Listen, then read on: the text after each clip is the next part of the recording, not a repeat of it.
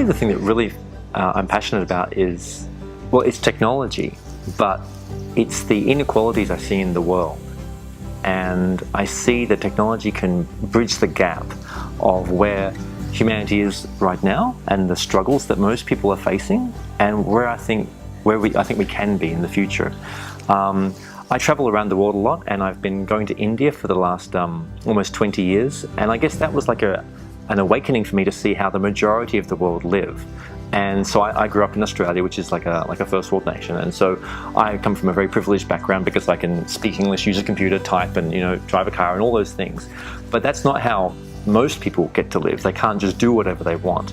And so I've been able to especially expand my horizons through using technology, and so I see that it could change their lives. And I think that fundamentally the area that I'm most passionate about these days is the area of the convergence of finance and technology, because at the heart of most people's problems really is economics. I mean, there's so many issues that are going on, but economics is a foundation of what people are dealing with. And I think that blockchain, that's the area I've chosen to be really focused on these days, and the last few years is the area that has the most potential leverage for what's going on in the world.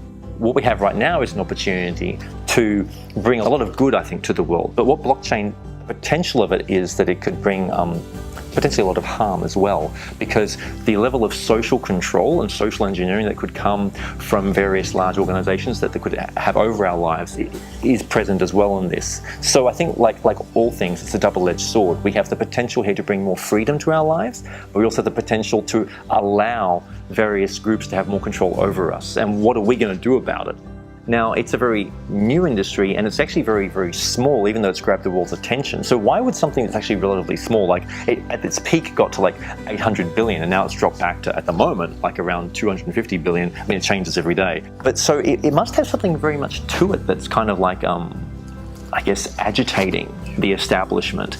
And so because this is agitating, it's bringing so much attention. And when you get so much attention, you've got these people who just want to line their own pockets. And they're like, well, I can just put up a white paper and say I've got like this new technology and call myself block hip or whatever. And suddenly people are going to give me 10 million bucks. And that's what's happening. And so what you need to do is really to educate yourself. Essentially, now you've got this amazing mechanism where people can just raise capital. And so we want to educate the populace about, well, how do you check this thing? How do you check these projects out?